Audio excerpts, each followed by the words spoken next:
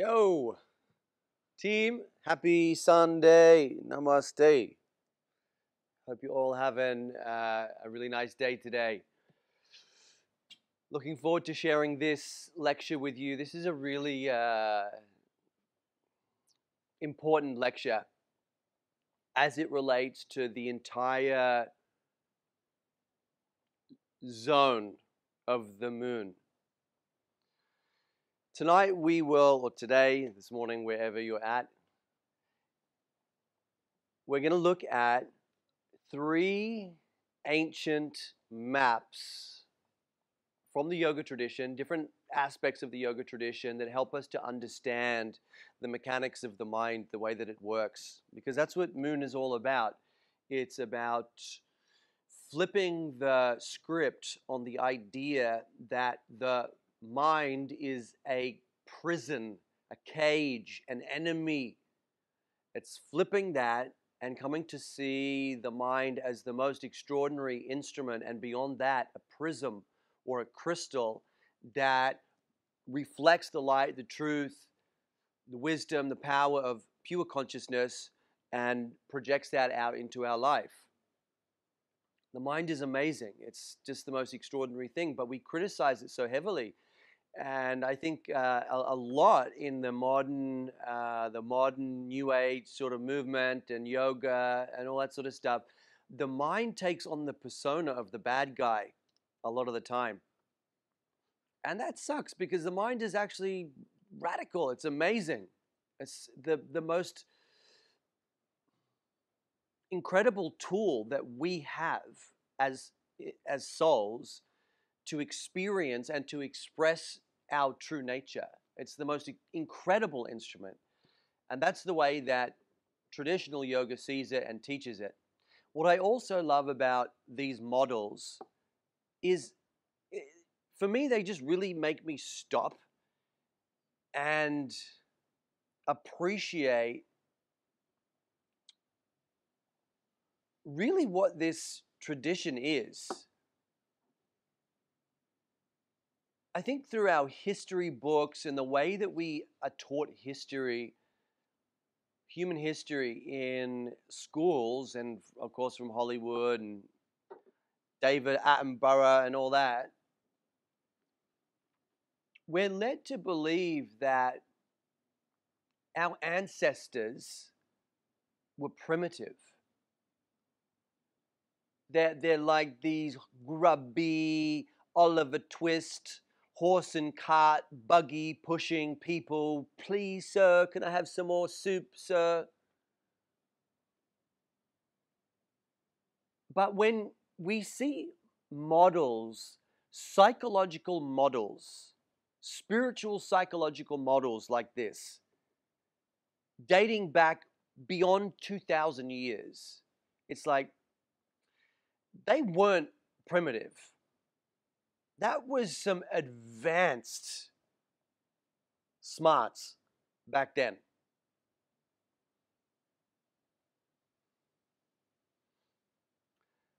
So I always stop and think how incredible it is that somehow through all of the twists and turns of history, whatever the truth of that is, it's a lot of time has passed. A lot of empires have risen and fallen and crashed and been conquered, particularly in India. Many times has that continent been raided and overthrown, and so much history destroyed. But somehow these teachings of yoga prevailed against all odds. And it just inspires me so much. Just that makes me feel into the spirit of yoga, that it is just irrepressible. You can't stop it. It will find a way, like a sprout pushing its way up through concrete, cracking the concrete because of its will to survive. So I just think it's amazing that we today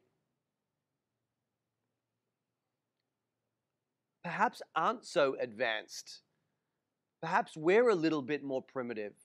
I've studied psychology at university. They were not even touching the scope, not even scratching the surface of the yogic understanding of psychology. You want to know about psychology? Study the Yoga Sutra intimately. You will find more information about your own mind, your own soul, and the relationship between the two in those 196 statements, and you will find in all of the modern psychology books across the world. This is advanced, ancient knowledge. So I hope from time to time when you're sitting there in your practices, you just take a moment to say thank you to the tradition. Thank you to the spirit of yoga for enduring. Thank you to all of the masters, the men and the women, the saints and the sages who did their part to hold on to this knowledge so that we could have it today and rise up above our circumstances. I feel like we need it now more than they ever needed it back then. So there's a lot to be grateful for. And this lecture always makes me stop and think about that. Just having the parallel between modern psychology and ancient yogic psychology. It's a different scope. The first map I want to share is called the Antakarana. Antakarana. The Antakarana means the inner instrument. Talking about the mind, which in Hatha we codify as moon.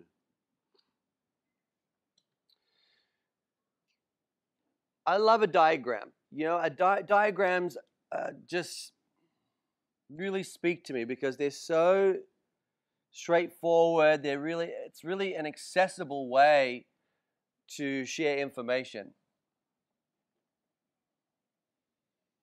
This is the Antakarana.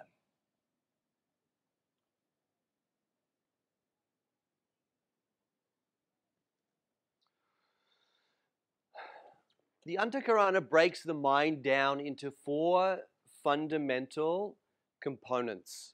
This is a part of all of our minds. This is the way that the mind works. 4 fundamental components. The first component is called manas.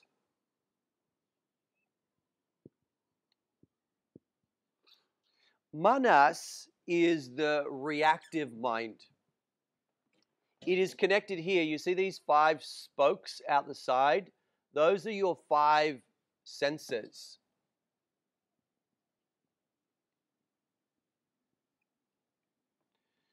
Manas is reactive mind.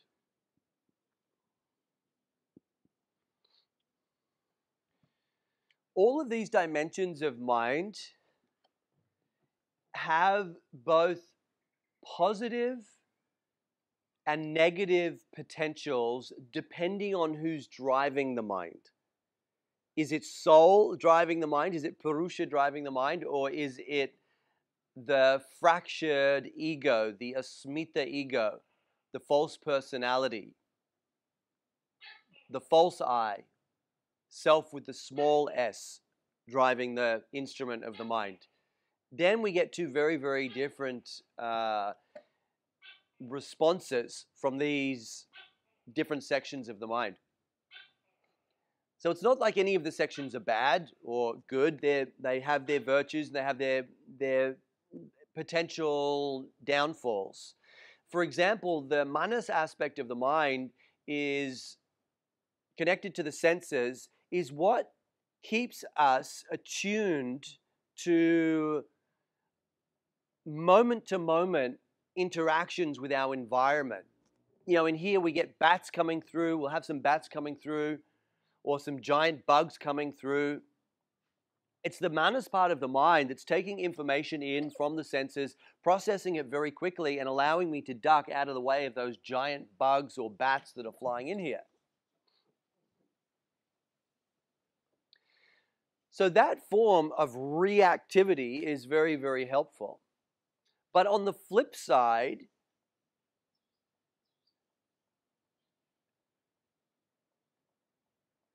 when the mind is not under the control of Purusha, and we live in a way that is highly reactive. Someone says something, we just automatically, fire off at them. Or a mouse walks past, ah!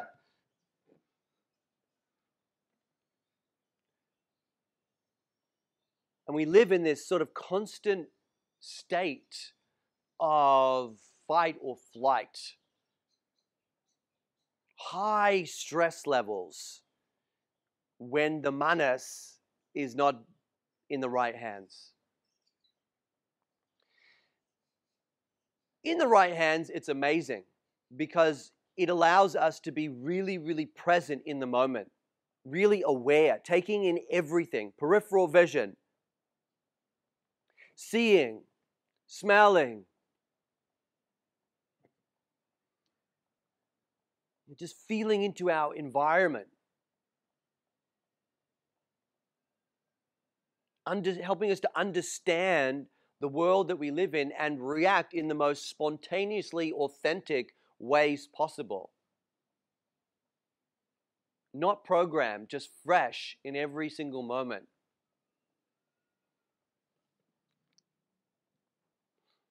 The next part of the mind is called chitta. Chitta is the storehouse of memory.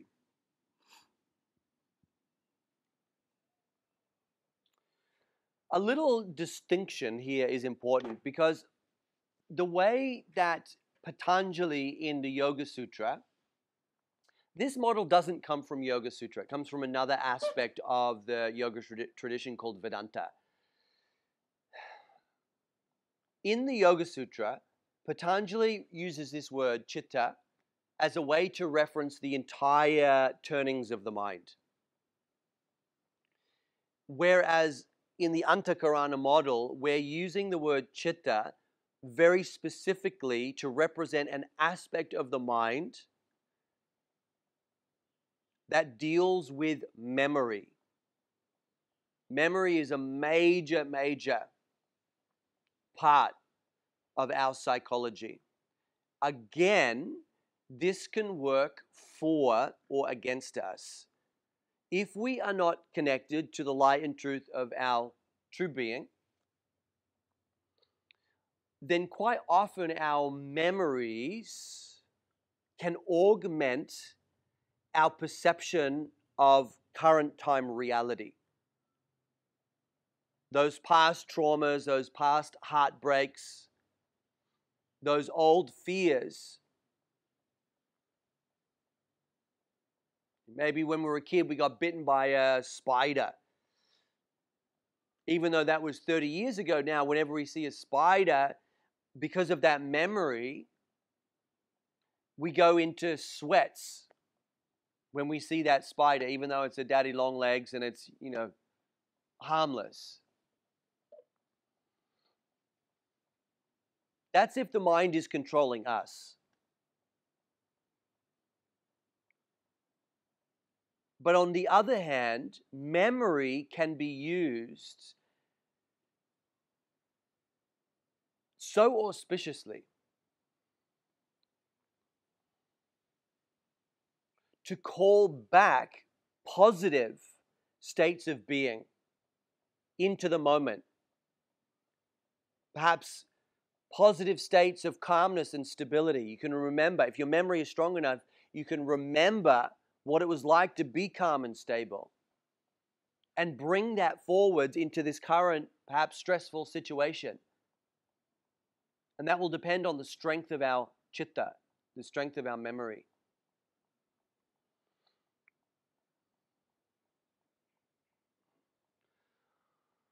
without going too much into detail about it here, even though this model doesn't come from Yoga Sutra, Patanjali speaks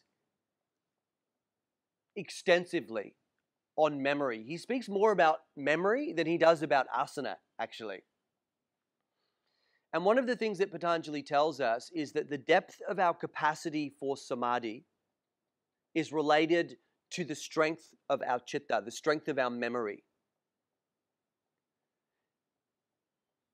Think back to the conversation we had yesterday when we were talking about savichara and nirvichara samadhi, this dissolution of the outer structure of the meditation object and holding on to its subtle essence when the form, which might be the word or it might be the symbol like the multicolored wheel of light, being able to hold on to the essence of that symbol or that word once the word or the symbol or the outer structure of the meditation object has fallen away. Think about that process for a moment, and then think about what memory is. Memory is our ability to hold on to the subtle essence of an experience after the experience itself has already passed. So the physical reality of that experience is no longer there. But the essence of it can be retained within the mind as memory. You are holding on to the subtle essence of an experience after the experience is already gone.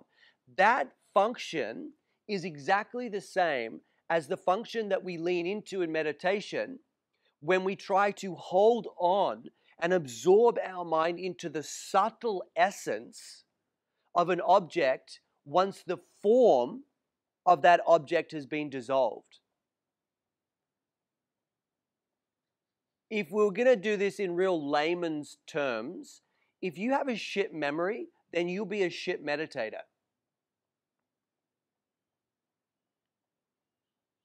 Let me put a positive spin on it. If you want to be an expert meditator, start strengthening your memory. Start remembering phone numbers, poetry, mantra, scripture, sutra, stories. Start remembering stories so you can tell your kids. And you don't need to read it from a book because you got it in your memory. The stronger our memory, the stronger we are as meditators.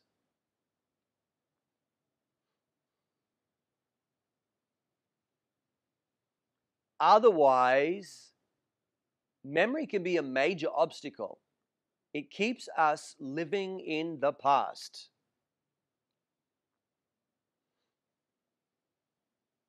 We want to use these aspects. That's what it means by instrument.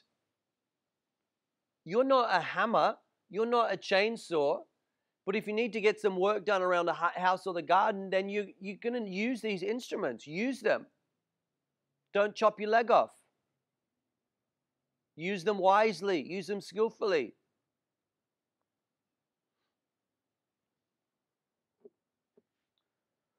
The third aspect is called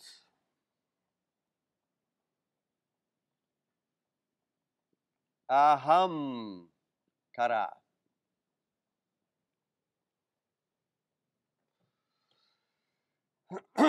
This is the ego.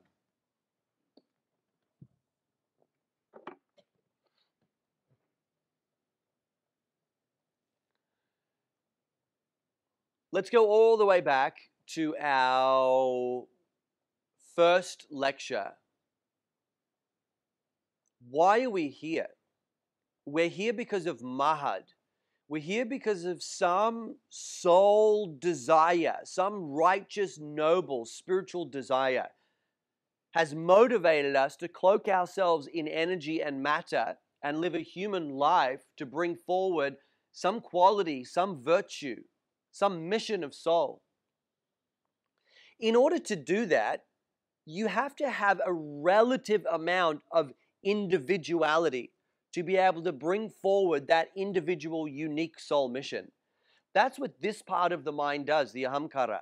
It allows us to willfully, as in we choose to do it,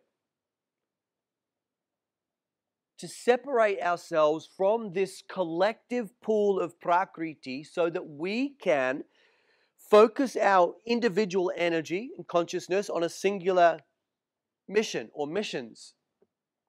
If we didn't have the ahamkara part of the mind, we would never achieve dharma. We would never be able to bring into fruition that unique soul desire.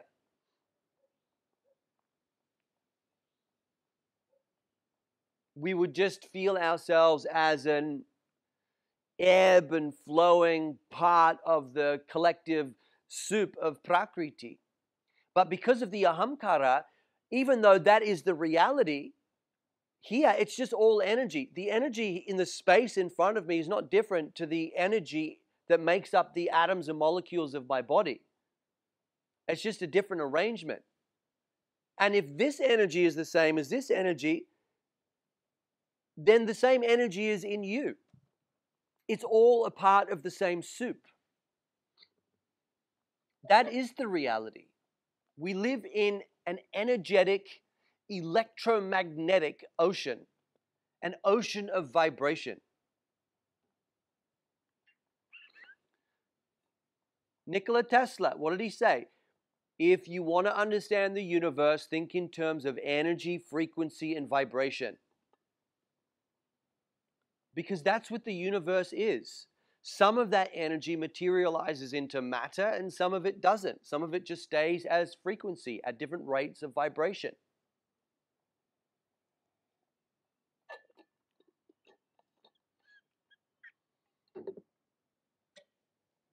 So the ahamkara allows us to put on a temporary blinkers so that we can experience life individually.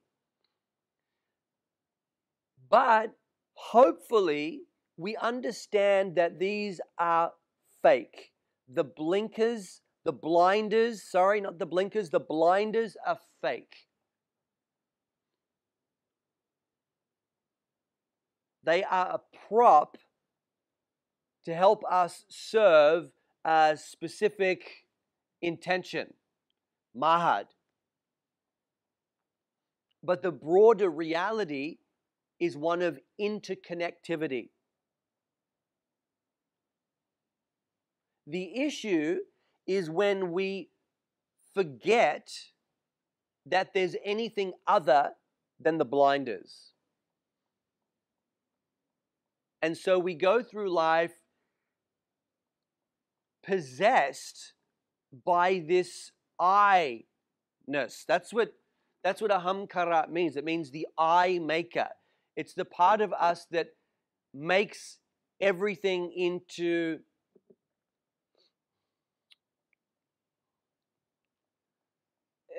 it claims ownership over everything. I am hungry. I am angry. That is my car. I want this. I am going there. That is all fine and good as long as that you know that you are more than that I. That I is a structure within your mind that allows you to play out this role for a grander purpose.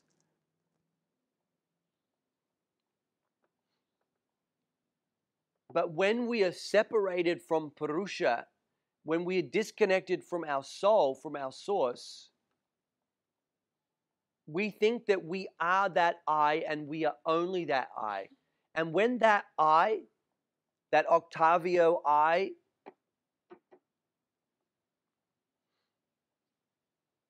dies, goes, then that's annihilation, obliteration. It's gone.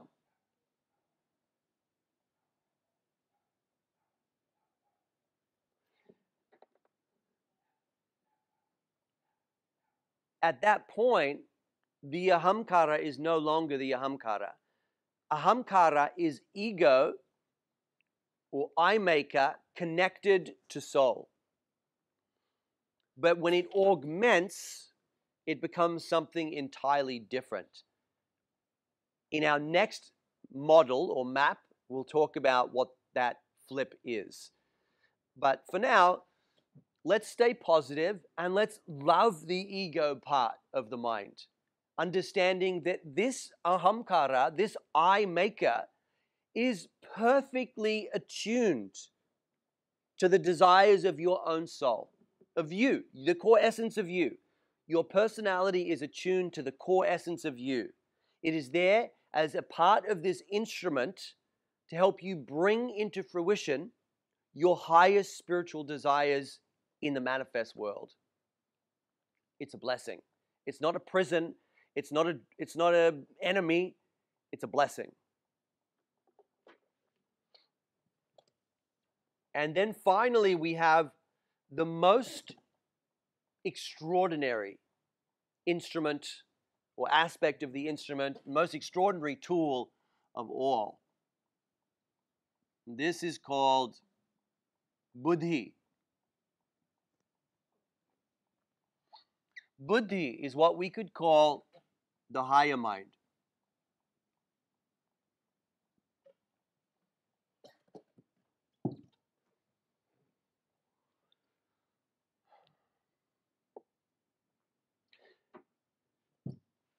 Actually, let me reverse that a little bit. Buddhi holds within it the potential of the higher mind. What it is actually is the discerning and decision-making part of the mind. Our capacity to see clearly or not see clearly, and ultimately decide to act upon that which we discern.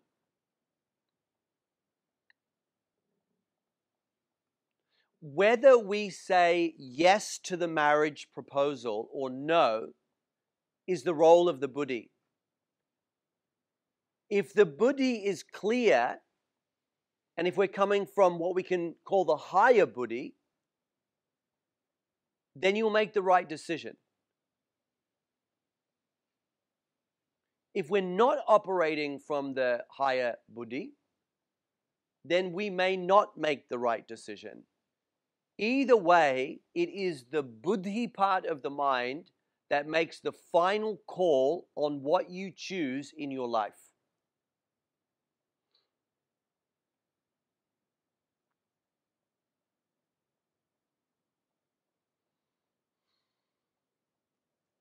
This is different. Manas is instinctual, it's reactive. But we're talking about taking stock of the situation, assessing it, discerning its validity and truth and goodness, and then making a decision on what to do with that information.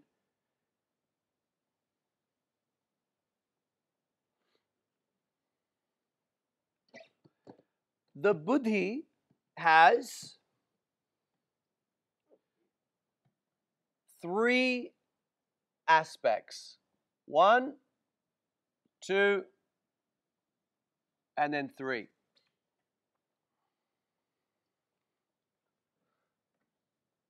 One,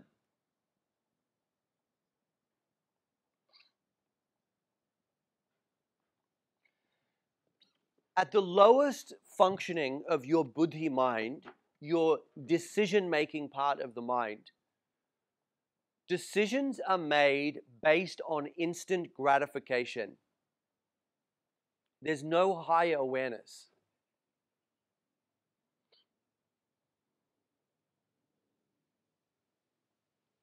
I want this now, so I'm going to choose that. There's no thinking of consequences. Shit, I better not do that.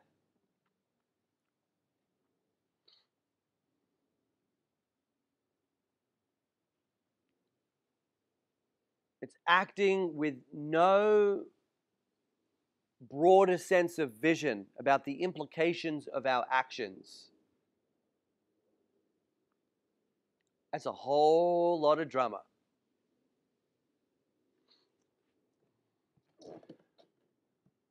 The second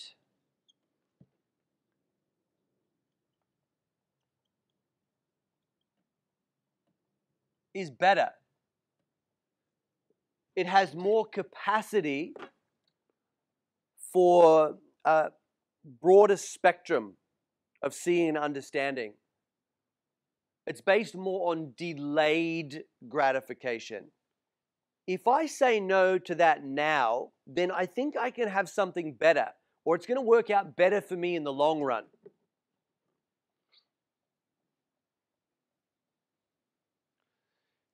This medium level, this mid-level of buddhi is where most people operate at. And it deals with things like cultural expectations and societal norms.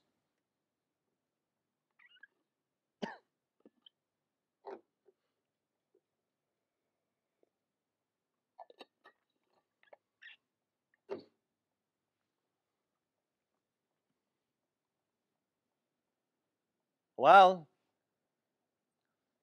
everyone else is wearing their mask in the airport, and there are some signs there saying, please wear your mask. I don't want to be the odd one out. I don't want to get into trouble. So I'm just going to wear my mask and be a good citizen. Even though I don't want to, it's going to work out better for me if I do that.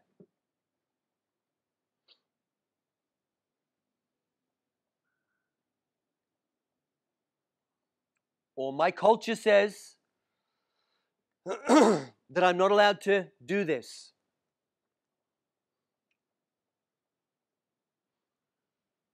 I'm not allowed to read this text, date that boy, pat that dog, because it's dirty. So I won't do it, because that's what's expected of me.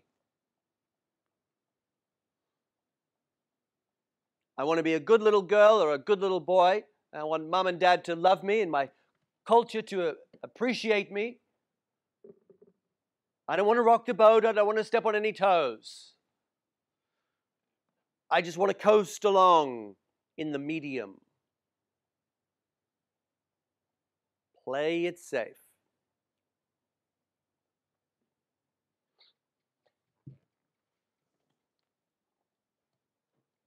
This higher buddhi is what we are most interested in accessing. See this? I'm poking some holes in that line. Over here is where we have Purusha, soul.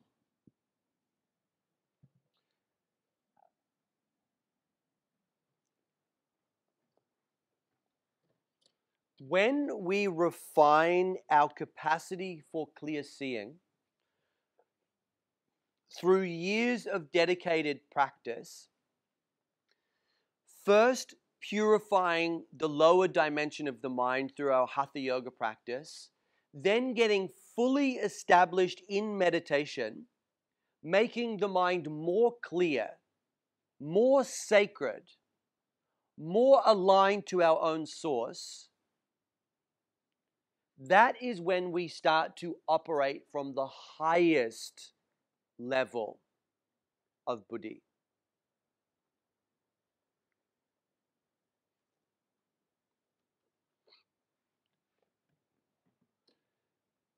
This is when we act not based on instant gratification, not based on delayed gratification, not based on expectations from others, but when we act based on what we know is right, without any need for validation from anyone outside of ourselves. No one. Not culture, not society, not parents, no one. We act independently as sovereign beings connected to our source, and what I say in my life goes. If I don't want to wear a mask in an airport, I'm not going to wear the fucking mask. I don't care if 1,000 people, 10,000 people around me are wearing it, and the whole place is just covered in signs. I'm not wearing it. Because for me, that does not feel right. That might just get you kicked out of the airport. So be it. I will never go against my conscience. I will never go against what I know in my heart is true.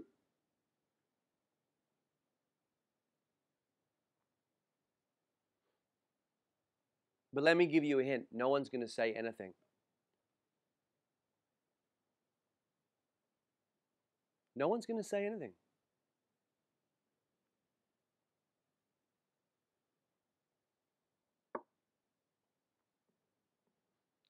Mandate. It's not a legal term. It's a different story. John the Baptist.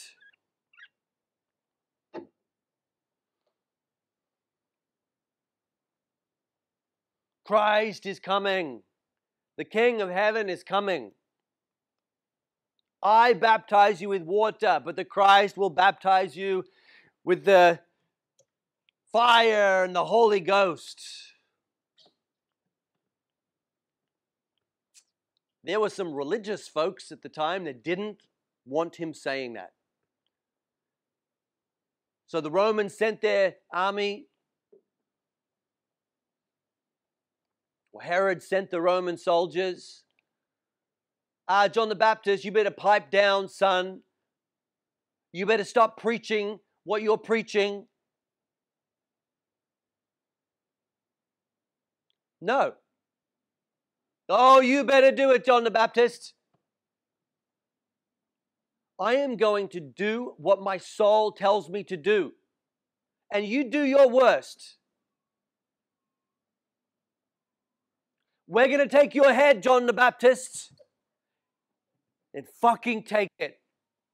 And they did. But no one can ever say that John the Baptist compromised his own soul. No one can ever say that. That's a good death.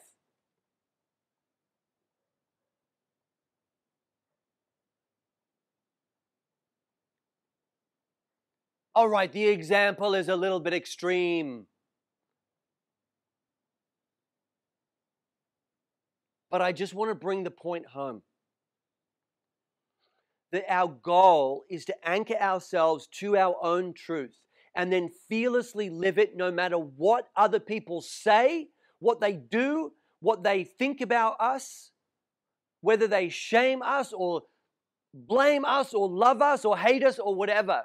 We act based on pure soul alignment. That's called dharma, and that is the goal of yoga.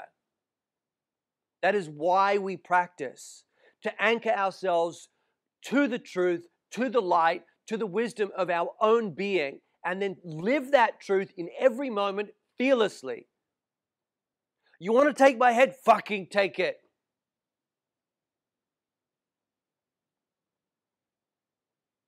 You want to kick me out? Kick me out. You want to stop the plane? Stop the plane. You want to fire me? Fire me.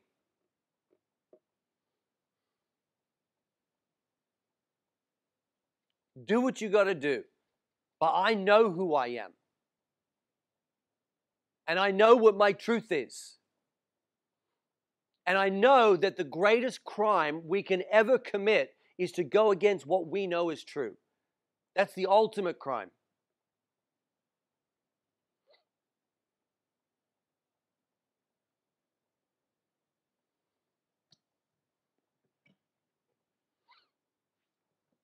So this higher part of the buddhi, right here, That is the access point into Purusha. And when there's interplay, when there's flow between the higher Buddhi and Purusha, that's when we become a force of nature. That's when we become a true embodiment of this tradition. And the way that we get there is through practice. And then we're not at the mercy of our memories, of our reactivity, of our false ego, because we know who we are. We are the infinite, eternal being that is temporarily playing a role to bring forward some noble mission. And I'm going to play that role and I'm going to love it. I'm going to love that Octavio role. That shit is fun. But I know that Octavio is not who I am.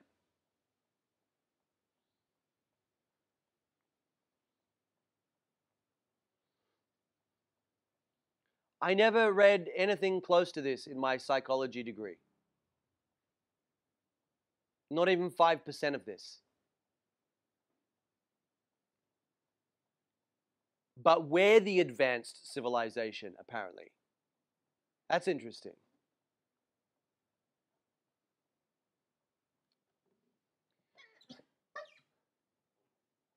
Antakarana, map number 1.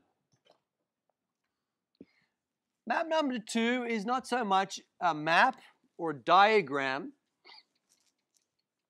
It's a list of afflictions resulting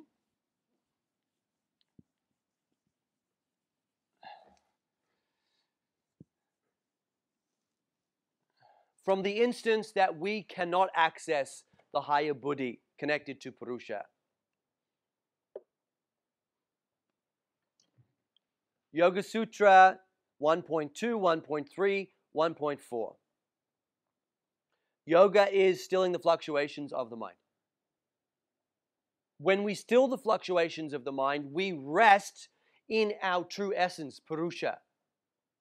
Another way of saying, then we access, when the mind is still, we access the highest part of the mind. Through meditation, we access the highest, most extraordinary part of the mind, connected to Purusha, and we rest in that essence. But if we cannot access this is 1.4, then we will think we are the mind, and we will suffer. We will think we are our reactions, our fractured ego. We will think we are our memories bound to the past. And we will make decisions based on that corrupted understanding. That corruption, or those corruptions, are called the kleshas.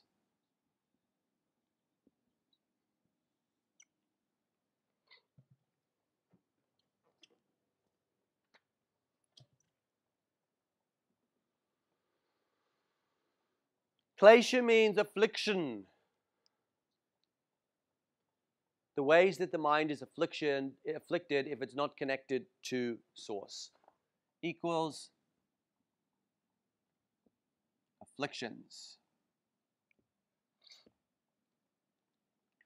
The fundamental, the first affliction is avidya. Avidya means ignorance. This is the main fracture, the fundamental fracture within our minds, within the instrument. The instrument is broken. Avidya is the main break, it's the main crack. When we are ignorant to the fact that we are Purusha, that is our true nature. When we are unable to stop the fluctuations of the mind and rest in that higher truth, we ignorantly think we are the mind, and then we suffer. That's avidya. Avidya means ignorance. That confusion, that lack of clarity around who we truly are is the source of all the other breaks, all of the other fractures, all of the other afflictions, all of the other kleshas. They all come from that seed affliction of ignorance. Ignorant to the truth of who we are. And then from there, like a spider web, or like a cracked mirror, like a stone hits the windshield, and that's where the impact is. That's the avidya. But from there, all of these cracks spread out across the window, and those other cracks are the next 4 kleshas. Crack number 2, or the next crack coming out of the impact point of avidya, is called asmita. Asmita is false ahamkara. So in the last map we looked at that word, ahamkara, ego. And I said, when we lose sight of the function of ahamkara, it warps, and we take it on as our primary identity. That fraudulent ahamkara is it's like a fake ID card. Do you ever have one of those when you were a kid to get into the bars when you were 16, 15, 14? I had them. Always so stressful, you know, like, fuck, are they gonna accept my card? Well, I don't know, mate. Looks pretty dodgy. Kevin didn't do a very good job with this one.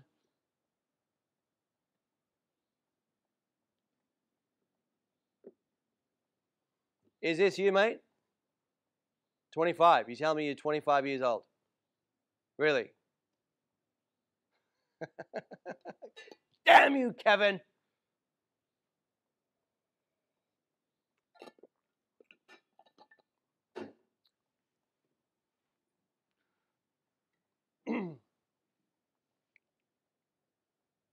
What do we do if we are disconnected from Purusha, disconnected from the truth of who we are?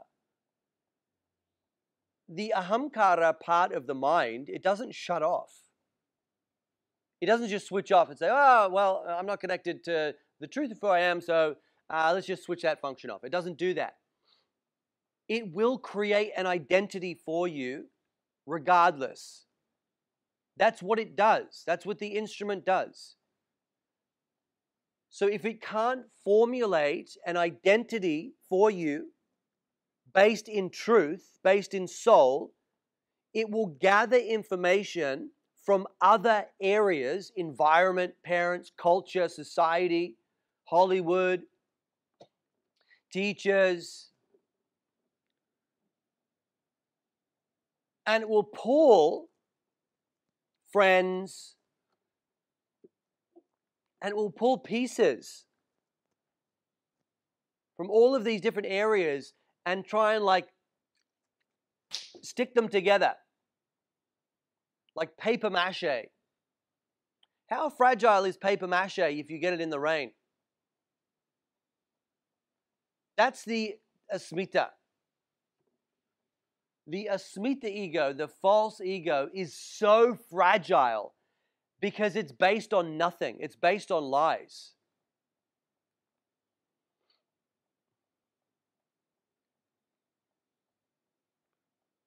I remember one day at university just thinking, here I am at university, studying real hard, playing semi-professional sport,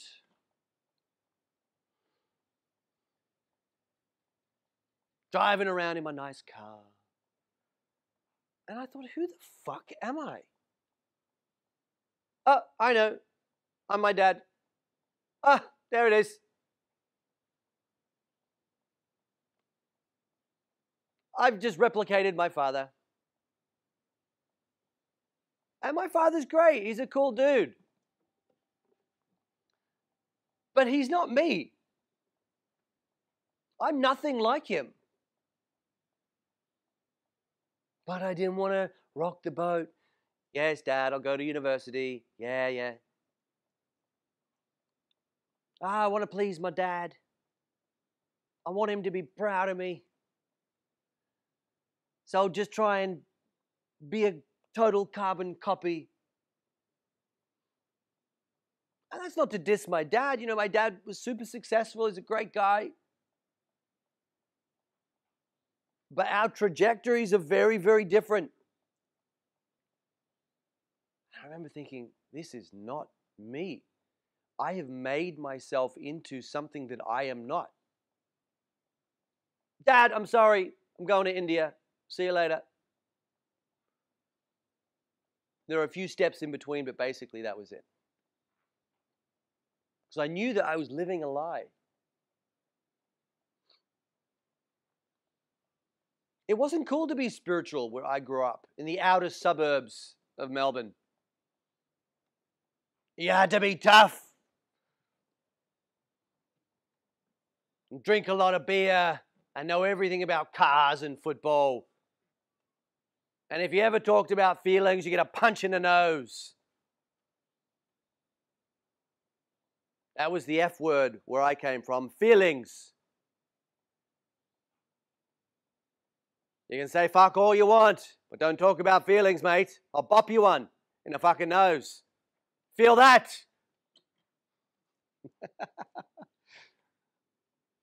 was like, all right, I'll just put on some different outfits, fit in a little bit. Shave my head. Yeah, swear a little bit more. Train myself to drink beer even though I fucking hate it.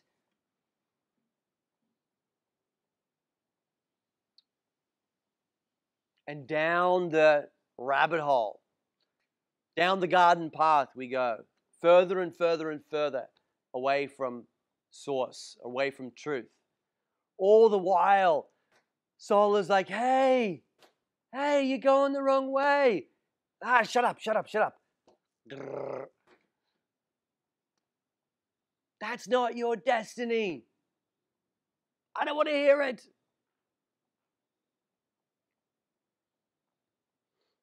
And we fight real good to maintain that false sense of identity. That's the next crack. The next crack is called raga.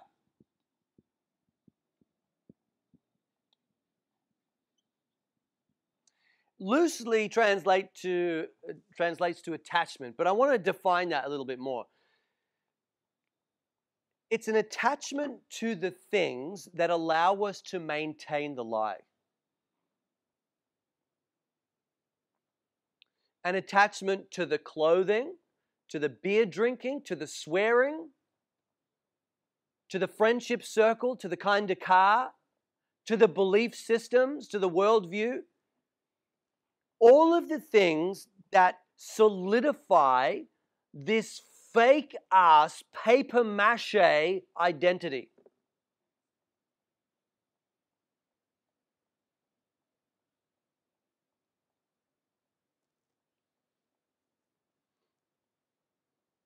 Because it's flimsy, man. It's super flimsy. One drop of rain, finished. Paper mache just turns to mush. So we fight really hard and attach ourselves to those friendship groups, to those ways of being, to those clubs and groups and societies, beliefs, outfits, ways of expressing ourselves to try and keep this fake ass identity glued together. Raga is all of the ways that we try and keep this facade going. No, I don't want to hear it. And the soul is like, come back, come back. You're going the wrong way. No, I don't want to hear it. This is who I am. This is what I like. This is what I wear.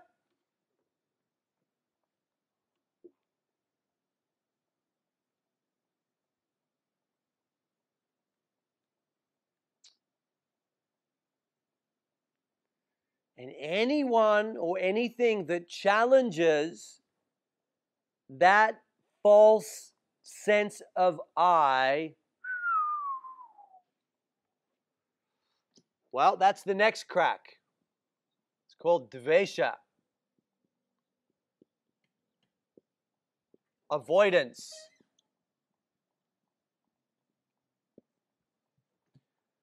We avoid and reject anything or anyone that challenges this false sense of asmita, born of ignorance.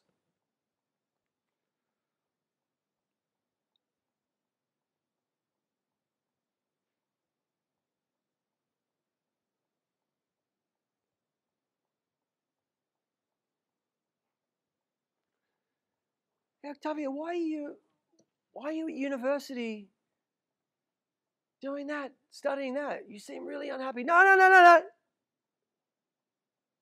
No, I love it. I love it. I love it. I'm super happy here.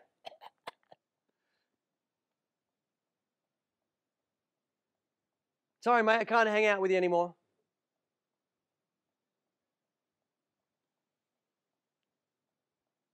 Any belief that runs contrary to the false beliefs that we have about ourselves.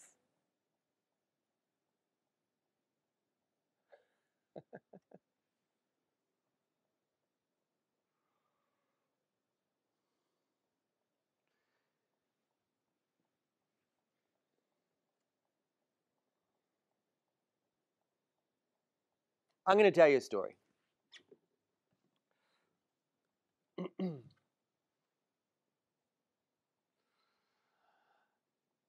I'm a yogi. I'm a vegetarian. You got to be vegetarian to be a proper yogi. Otherwise, you're not a proper yogi. You're not a vegetarian. You're a monster. Pretty much a bloody cannibal. All right, so this is what happened when we were in Spain a few months back.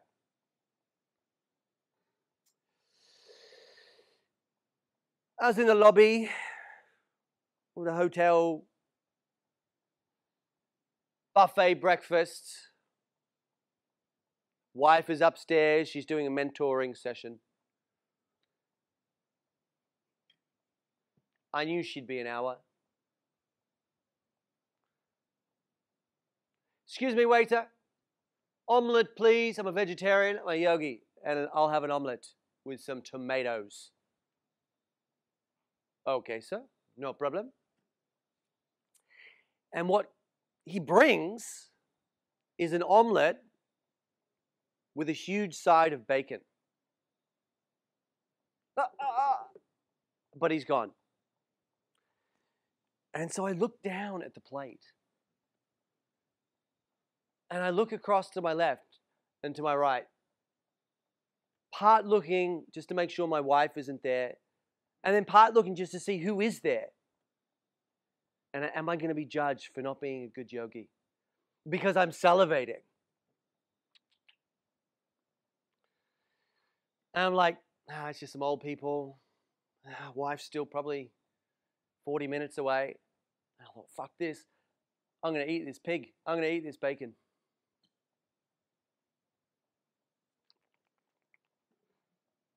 And I ate it, and I swear to God, I felt like I was on ecstasy after finishing that bacon. It completely blew my mind how energized I felt from that bacon. I'm not kidding. It blew my mind. I could feel my cells lighting up.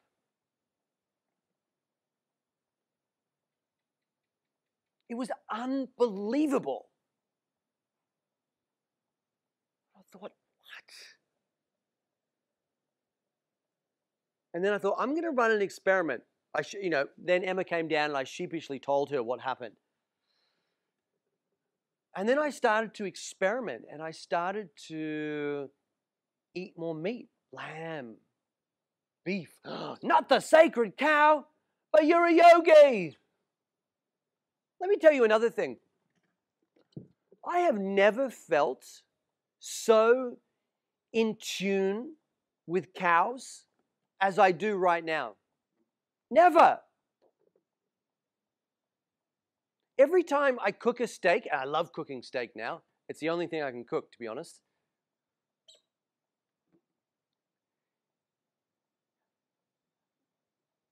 It almost brings me to tears, the amount of gratitude that I have, knowing that this being has given its life so that it can energize me, so that I can do my dharmic work in the world and make this world a better place to be in. And the dialogue that's going on now between me and the cows is insane. Before it was completely separate. You can't touch the sacred cow. It's sacred. Now I understand the sacredness. And I eat with so much gratitude for the prana that this being has offered me.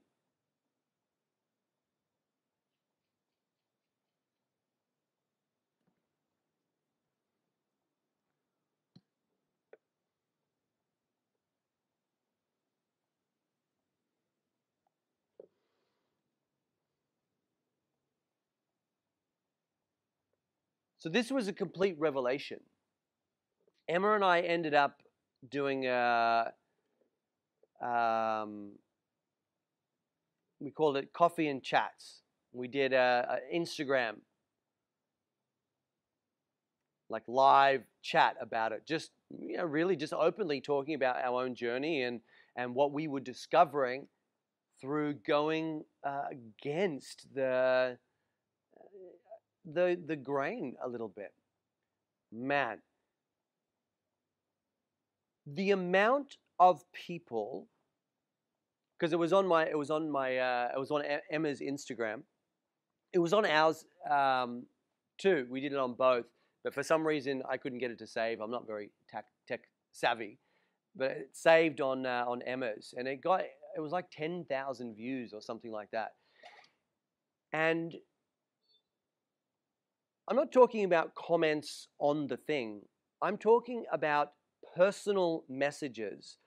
My wife received hundreds. It was more than 250 personal messages in the inbox saying, "Oh my God, thank you so much for having this conversation. I am a yoga instructor, but I'm a closet meat eater and I'm too ashamed to come out to my community because I don't want to be ridiculed." Or, "Thank you so much for having this conversation. I can feel that my body is just craving more energy. I don't have any energy, but I'm too afraid to eat meat because I'll be judged by my community, my yoga community." Hundreds of people saying one of those two things. It was insane.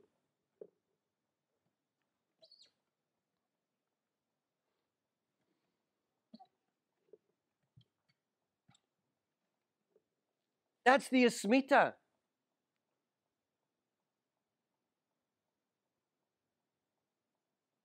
That wasn't my truth.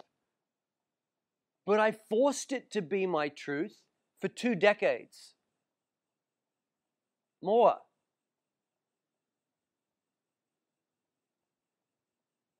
because I thought that's what it meant to be a good yogi.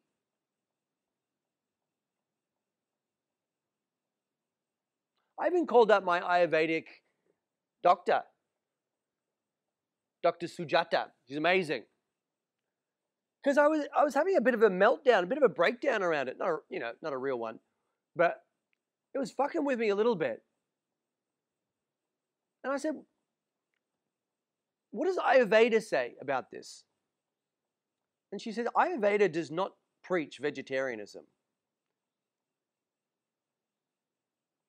Ayurveda, yoga, tantra, they predate Hinduism. The vegetarianism comes from Hinduism, comes from the formation of the caste system. But pre the formation of Hinduism, there's nowhere where we find yoga, Ayurveda, tantra preaching or teaching vegetarianism. Nowhere. And especially not in Yoga Sutra under the heading of ahimsa, non-violence. That's not there. That's something that was interpreted by modern day yogis who had their own agenda. But the tradition does not say that anywhere. What it does say is this. It says the final stages of samadhi. Remember we looked at the 7 stages of samadhi? The final stages of samadhi, or the final stage, I should say, that nirbija, which is where we transcend prakriti altogether and anchor ourselves in pure consciousness beyond the mind, beyond the body.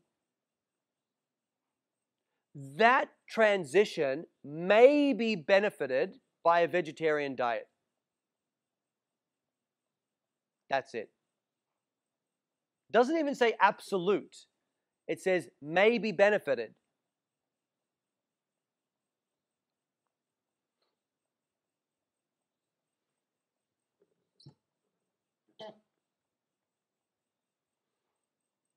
But for 2 decades, I was running this story.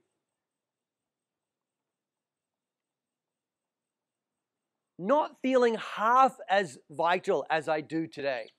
Not even close.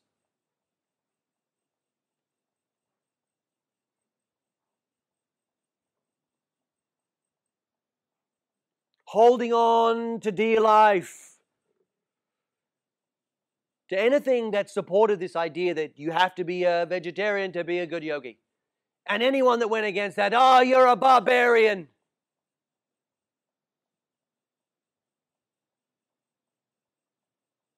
The games we play. To recap, raga, our attachment to the things that allow us to maintain the lie. Dvesha, our rejection of everything that threatens to expose the lie. No. Don't want to hear it. And then the final klesha is called abhinivesha. Bum, bum, bum.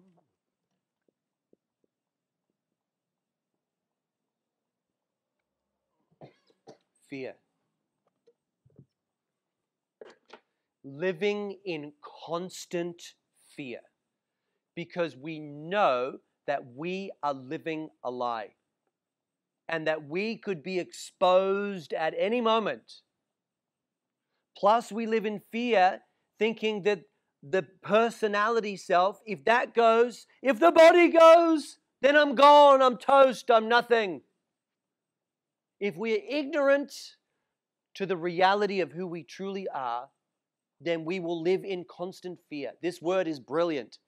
Abhinivesha. It means that which penetrates us from all angles at all times. What is that that's just at us, eating away at us silently? In the depths of our mind, it's fear. Because whether we acknowledge it or not to ourselves, to others, we always know if we are living out of alignment with ourselves. We always know. You cannot not know.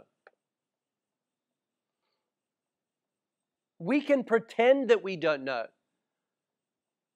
La la la la la la la la la la. We can pretend not to hear the whispers of our soul, but we hear them.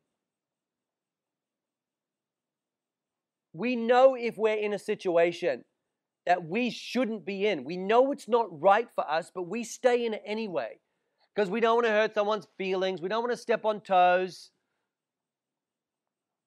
We're scared to leave.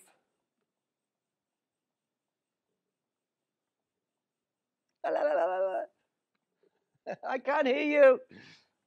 Everything's fine. Everything's fine.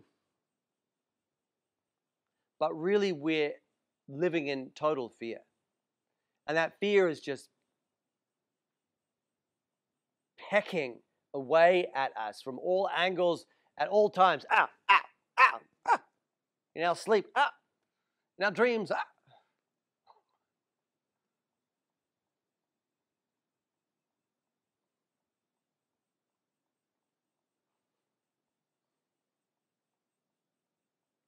We're afflicted. Until we get serious, until we start practicing in the right way, purifying all of this lower mind junk,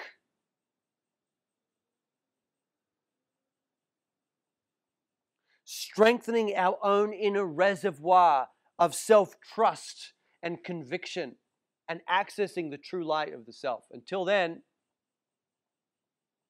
we're just running around trying to keep the paper mache structure of our limited personality from falling to pieces. That's fucking stressful. So let's not do that.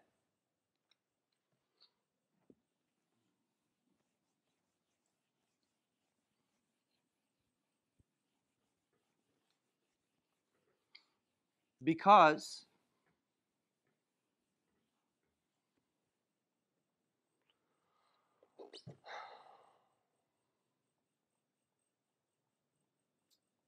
everything matters. Every choice we make, every decision we make matters.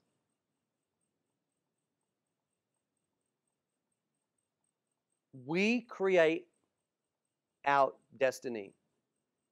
We are here right now in this moment because of the choices that we have made.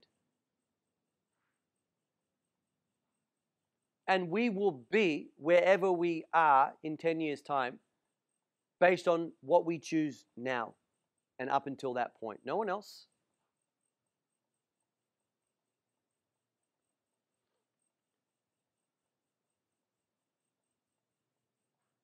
Are we going to choose from that connected place, the highest buddhi connected to Purusha, or are we going to choose from the asmita ego?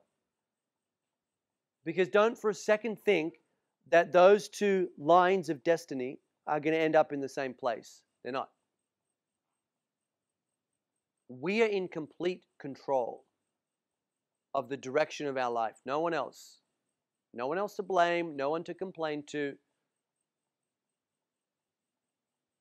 The choices we make will define our destiny. This is the final map. This is called Karma Chakra.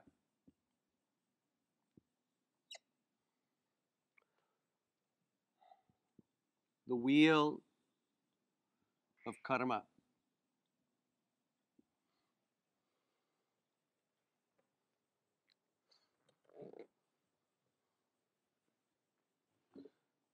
Unpack this for a moment before we get into this.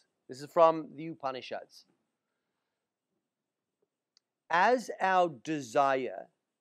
so is our will. As our will, so is our deed. As our deed, so is our destiny.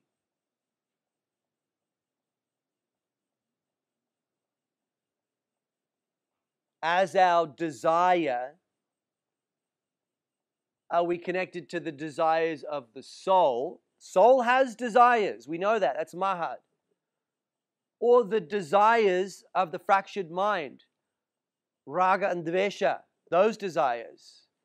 As our desire, so is our will. As our will, so is our deed, our actions. And as our deed, cheers, so is our destiny. So whose desires are you listening to? Your soul's or your lower mind? Because that's what will determine your destiny. In the karma chakra, we have here karma, which just means action.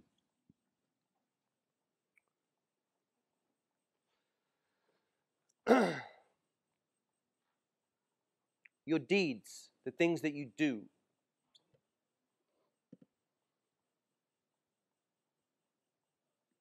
Some of your karmas, some of your actions are connected and some are not connected to the light and truth of who you are. Either way, this same wheel, this same chakra plays out in both instances. Every action creates a groove in the mind. That groove in the mind is called a samskara.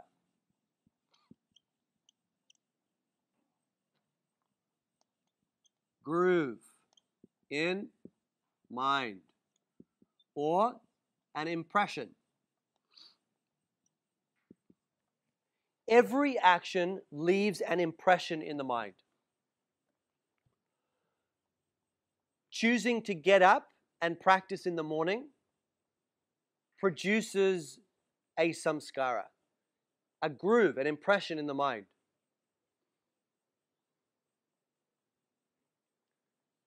Going out on a 2-day bender, that leaves a samskara. That leaves an impression in the mind. Every action, every karma. So here, karma is a word that gets used a lot in a lot of different ways. Here in Karma Chakra, we're using karma to define the function of acting, deed, doing. Every action leaves an impression within the mind. That impression is called a samskara. When the action is repeated often enough,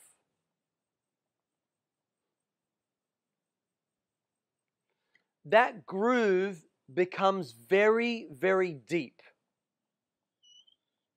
A deep groove becomes a vasana. Vasana means the desire to act.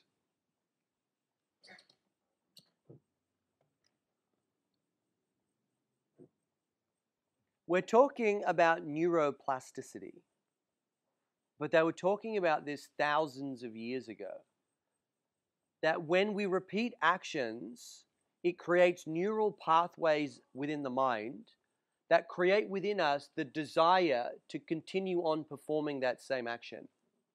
That's the karma chakra.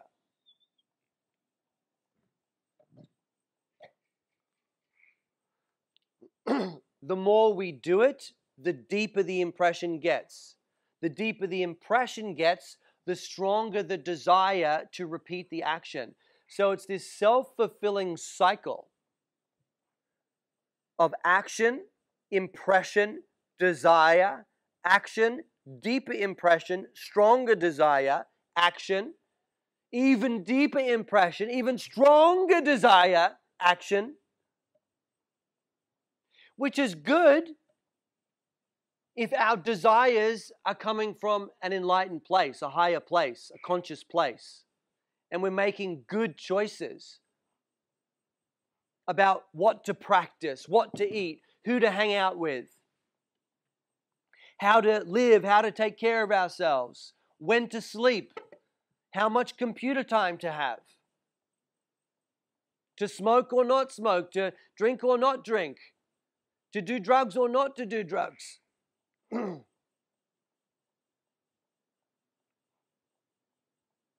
To practice yoga,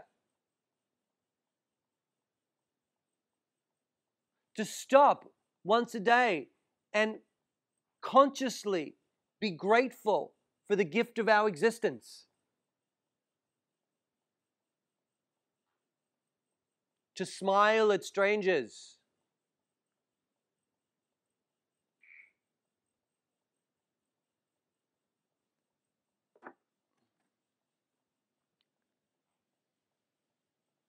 as our desire, so is our will to act. As our will, so is our deed, our karma.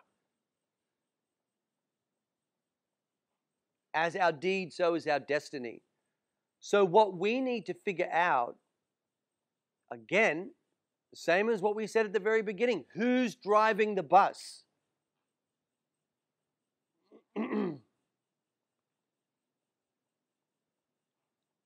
Soul via the higher mind, or the fractured ego, the asmita. Either way, our destiny is in our hands.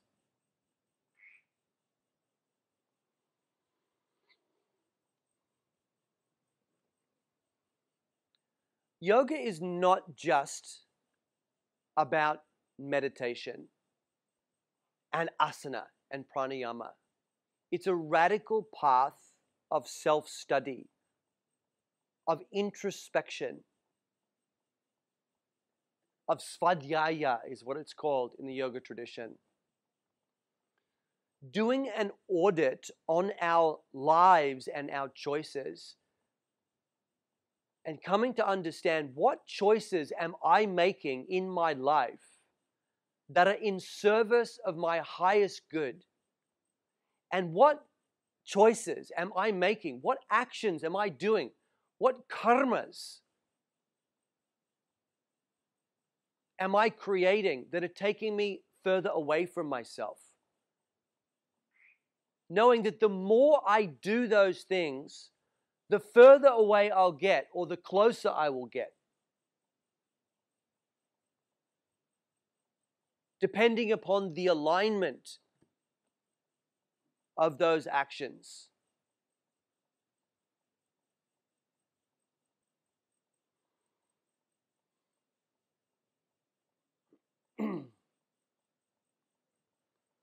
It's a tough path, this path of being a real yogi, a real yogini. It's very easy just to coast along on the surface and go to drop-in classes every Tuesday and Thursdays and Saturday morning. Bit of a workshop here and there. Jump on the yoga glow. That's not being a yogi. This is a full 24/7 gig. And it's hardcore.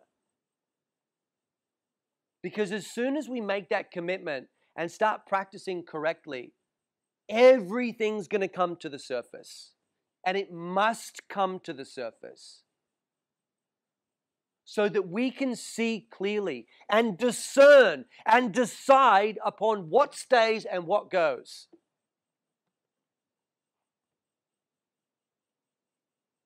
And that's not for everybody. That is for the hardcore, courageous few.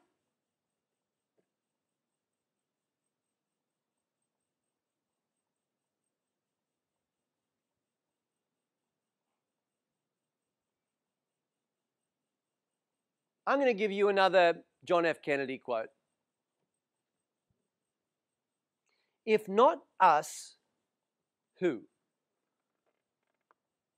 And if not now, then when?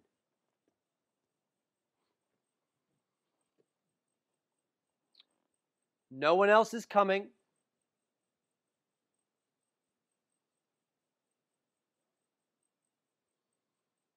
Humanity is in a very interesting place at the moment.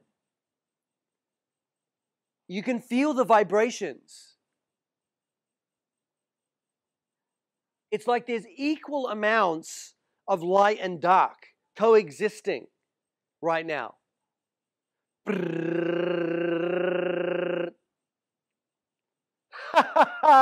COVID's gone now, everything's fine, everything's perfect. That's bullshit. And everyone knows it's bullshit.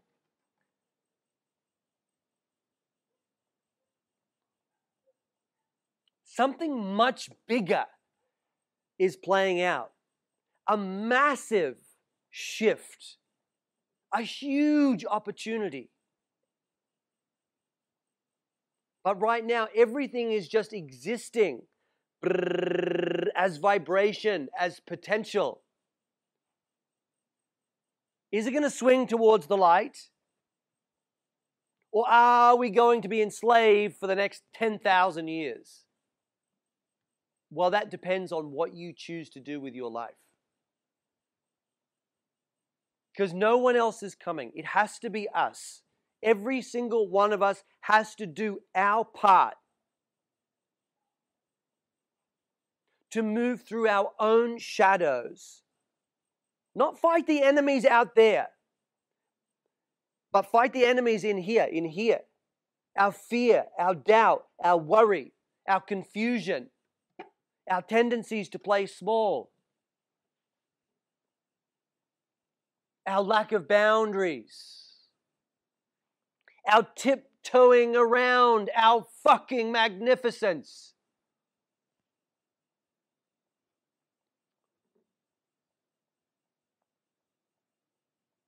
We are all here with a grand spiritual mission to play out. To pump the brakes on the karma chakra, spinning us away from truth. By acknowledging all of the things that we are doing that are not helpful. And then starting to implement changes and make better choices. And practice more and more and more and more and more so we can understand and see clearly what those higher choices really look like, what they are.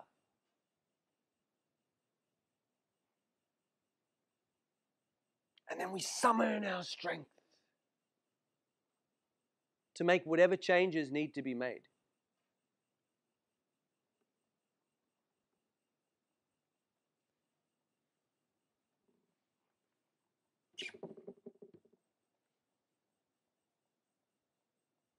And slowly we start to spin the karma chakra back in our favor. We start making good choices.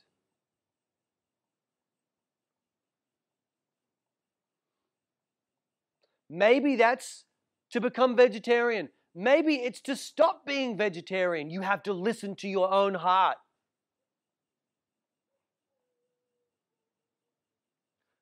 We make the choices to start practicing correctly.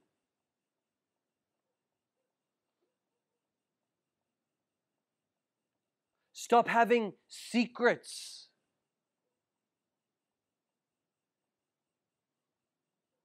Start looking after ourselves properly. Exposing our minds to things that are more righteous and more beautiful.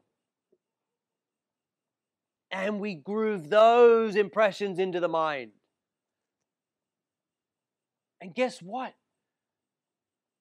Then we start to desire to practice more. To eat the way that our bodies are designed to eat.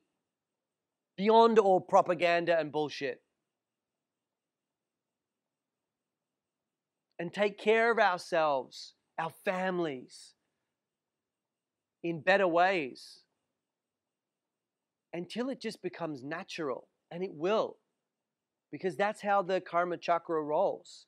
If we repeat an action enough, those impressions, those desires just become ceaseless and self-sustaining.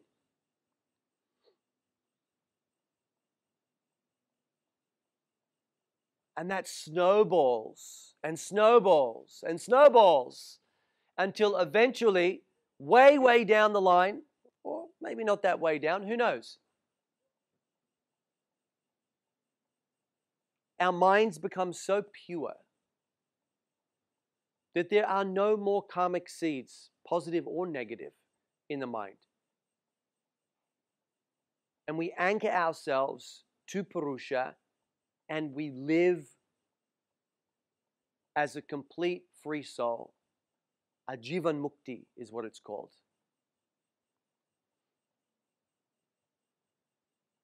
Nothing to do with the yoga style called Jivan Mukti or whatever it's called. What that means is to live beyond karma. When we act from truth, there is no karma created. When we are established in our own self, even though the action may seem dramatic,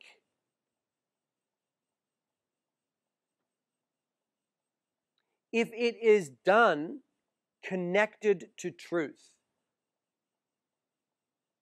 there's no karma. And that's the ultimate goal. Krishna to Arjuna, Arjuna, you must act, but yoke yourself to me. And then act in a way free of all attachment to the fruits of your efforts and the opinions of others. Just act in alignment with your own soul. That's freedom. That's fucking freedom. But first, pump the brakes. Let's assess, work out where we are, turn this baby back in the other direction, start making good choices, carving some good impressions, cultivating some healthy desires, and the rest will take care of itself. Inshallah.